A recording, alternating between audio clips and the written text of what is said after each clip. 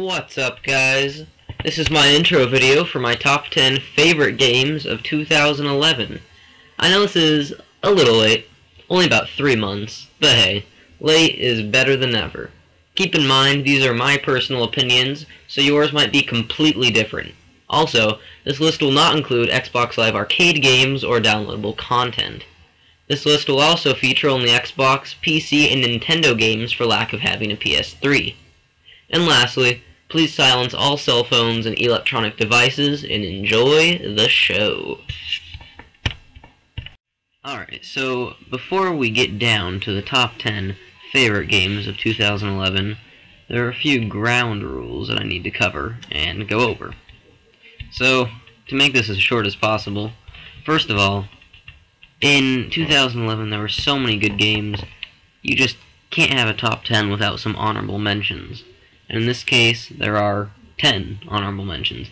So I'm going to go, or at least try to go rather quickly through them, from 20 to 11, and make it relatively fast, but talk about the pros and cons, and why they didn't make it onto the top 10, but why they got so close and were still outstanding games. So without further ado, the next game we'll be talking about at number 20 is Bulletstorm. Now, considering this is so low on the list, before you get outraged, let me explain why I chose Bulletstorm to be at number 20. First of all, it is a good game. It's pretty unique, the graphics are outstanding, and there are multiplayer modes that can keep you coming back. However, with that being said, some of the things I didn't like were, one, the repetition near the end of the game. And by that, I mean the beginning of the game was fantastic. It had a lot of different gameplay variety and many different unique set pieces that were very outstanding. However, the end of the game kind of grew into repetitive shoot, duck behind cover, shoot, duck behind cover. There wasn't as much uniqueness, which was what made the game so great within the first half of the game. Also, the game was short. It took me about 5.5 hours to beat it, which of course isn't acceptable in 2011. Some of the other things that I would have to dock this game down for was that, one, it came out at a relatively bad time. In February, very early in the year, it got lost behind a lot of other major releases. Dead Space 2 had just come out previously, and there were a lot of other great IPs that came out right after it in March. Also, the multiplayer mode felt kind of tacked on. It had levels, but there wasn't really any incentive to come back, and it just felt like it was rushed and sloppy. So Bulletstorm, number 20 on my list, honorable mention. Barely made the honorable mention, but it's still a great game. I would recommend renting it, not buying it, but it's still worth a look. So the next entry on our honorable mention 20 through 11 list is Gears of War 3 at number 19. Now, before you freak out over this, I also have some explaining to do. Some of these choices you might not agree with. Remember, this is my personal opinion. So it's what I think, it's not what any of you think. Feel free to comment on it, say what you think differently. The reason I think Gears of War 3 is number 19 out of, the top 10 games of the year, 11 through 20 for honorable mention, I think it's this low because it was pretty good, but it didn't really do anything new. It wasn't unique. There wasn't any innovation from Gears of War 2.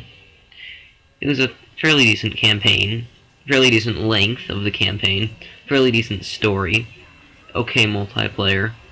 There was nothing just stellar about it.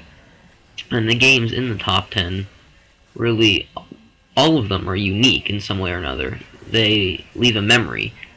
You want to play them again, but for Gears of War 3, after I beat it, I played Horde mode, I played Beast mode, which I think was the best innovation that it did have, and then I didn't want to play it again.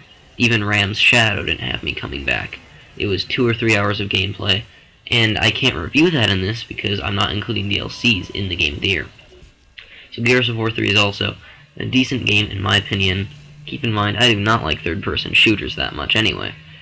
But I think it is good, it's worth a looking at, but also it does not warrant a purchase in my opinion. At number 18 is Shadows of the Damned. One of the most unique games that came out this year, both in story, context, and overall gameplay. It's definitely not a game for mature people in any way, shape, or form. There's going to be a lot of immature jokes, stuff that I really enjoy.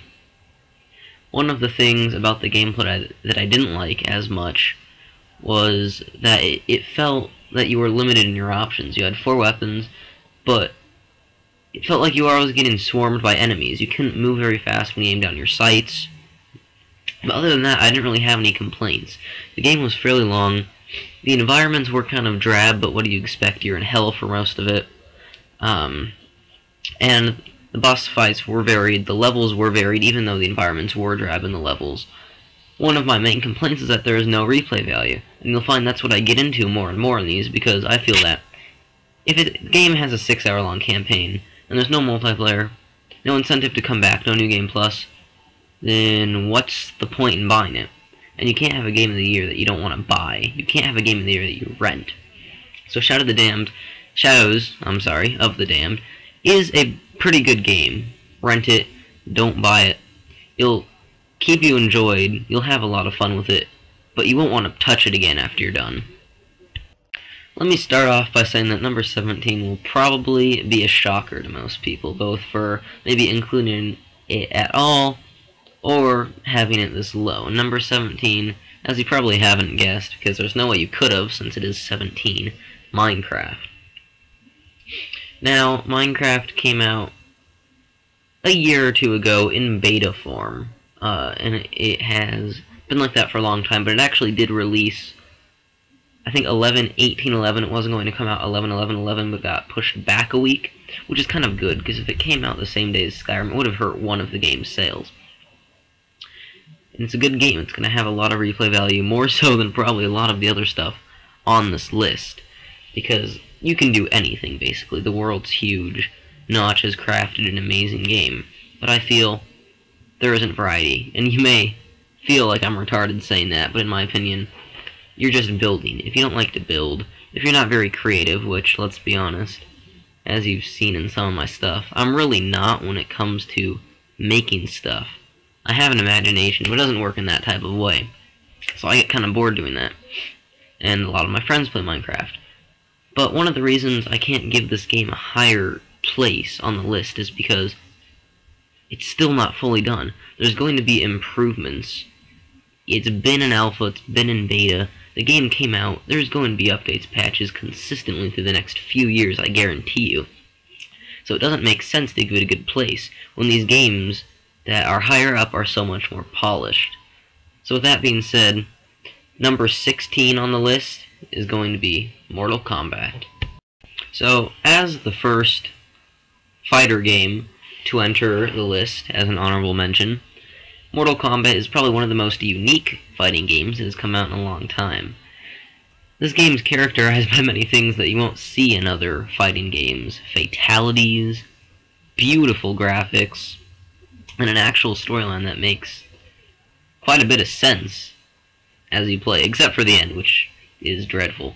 But my main gripe with the game, and you'll find the same thing from a lot of other reviewers, and it's what I marked it down for the most, is that the bosses are so damn hard. They make it so they're basically impenetrable to your attacks. Artificial intelligence, you know, is just so amazing. It blocks all of your attacks. Your attacks go right through it, basically.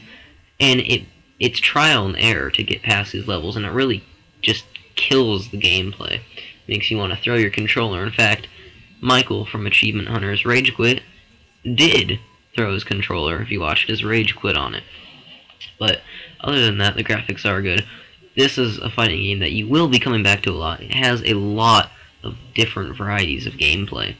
It has many different events. It has the tower challenges, which will last you a long time unless you bought your way through almost every single one of them like I did, because I'm not very good at those types of fighting games. But in my opinion, Mortal Kombat is a good game. It's one of the first games on this list that I would consider that you buy, because it is a good game. It'll hold you over for a long time, and I recommend it. As one of the most hyped racing games this year, and one of the ones that came out the latest in the year, Forza 4 kind of did have a lot to live up to, and I'm not reading off a paper while I'm saying this. I'm doing all of these. I'm ad-libbing all of them. I have no script. I have nothing. So as I'm going on, this is the first racing game to enter the honorable mentions, and it's for a few key reasons. One, it is a refinement, Jesus, of the Forza series. There have been some pretty good improvements from Forza 3, but there haven't been many. That's the problem. It still is the same game. It's the same gameplay. Really, the only thing that's been changed is there's Auto Vista, there's different tracks, the graphics are better, which is the redeeming factor of it. The graphics are beautiful. The best racing graphics I've ever seen. And it really is the epitome of a racing simulator. But the reason it is number 15 on my list is because I don't really like simulators. I acknowledge how good it is, and that's why it gets this spot. But I prefer, non-realistic games, my opinion. MYO.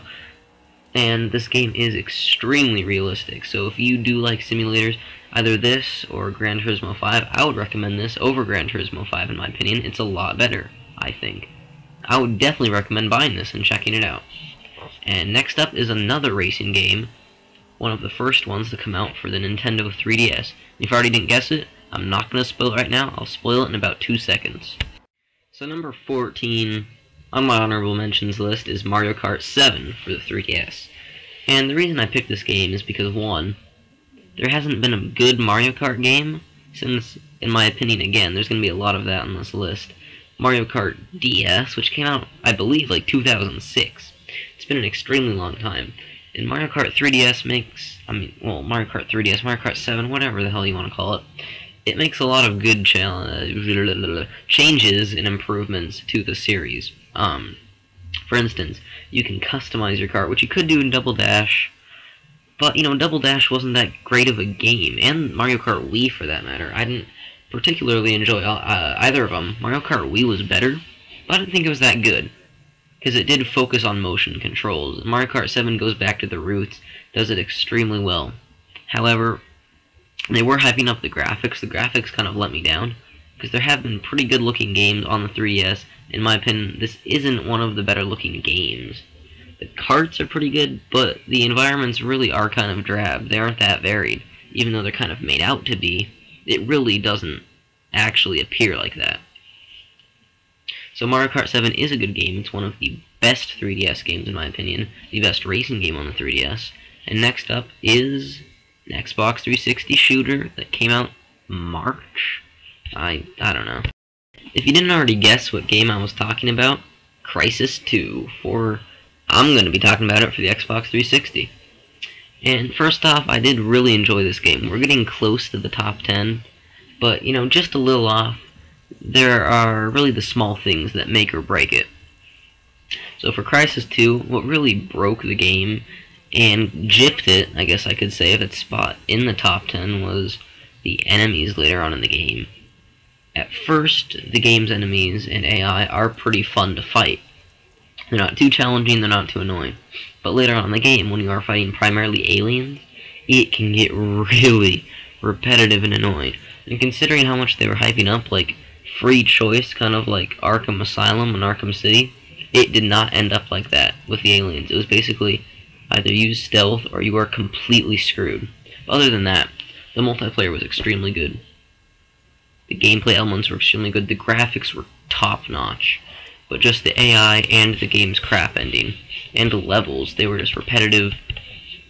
They didn't make any sense. They were extremely challenging, is what docked this game and made it just miss its mark and spot in the top 10.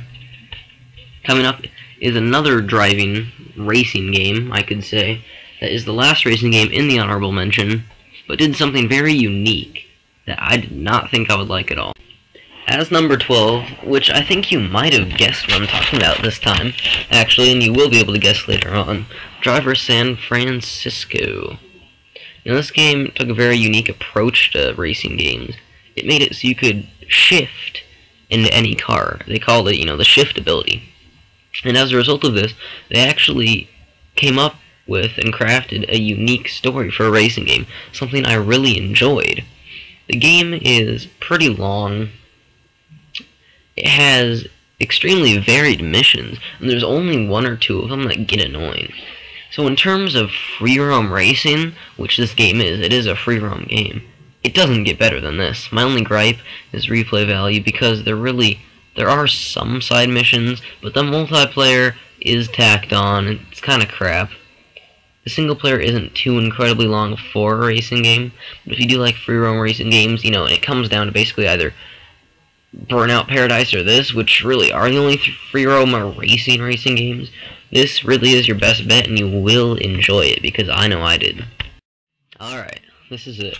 One more honorable mention, and then we were officially on to the top 10 favorite games, in my opinion, for 2011. So number 11 is a game developed by Rockstar. Ah, shit, that gave it away. But anyways, they really tried something different with this. They usually stick to the same Grand Theft Auto formula. They branched out with Red Dead Redemption, loved it. They tried something completely new with this, a detective-style game. LA Noire is what I'm talking about. I hope you didn't think I was talking about anything else, because I can't think of any other detective games other than, like, Phoenix Wright, or Ace Attorney. Actually, is that the... I don't know, I'm not very good with those. But, anyways, LA Noire did try some different tactics when it comes to these style games, and for the most part, it pulled them off very well. First of all, my favorite part of the game, surprisingly, was the on-foot sections and the chases. They were executed extremely well, loved them. Gunplay was good. The driving was good. The world was extremely well crafted, because it is pro-real life. It was LA in the 50s. They recreated it. The story was good. It's an extremely long game, on par with Red Dead Redemption or GTA, which for a free roam game is pretty good. It will be at least 15-20 hours. But the biggest gripe, which really annoyed me, was just how boring it does get in the homicide cases. Homicide is just so incredibly boring. I don't know why they did it. It's basically just search for clues, drive around, search for more clues, interrogate. There's no action, and that's really LA Noire's biggest problem. It has some very good action sequences, but it just plods along too slowly in between, and because of that, it doesn't earn a spot in the top 10. So coming up in the top 10, it's going to be a separate video for the top 10, and then a separate one for that, I should say, for number 1. And number 10 on my 2011 list is going to be a game, a shooter game, I should say, that really redefined online multiplayer.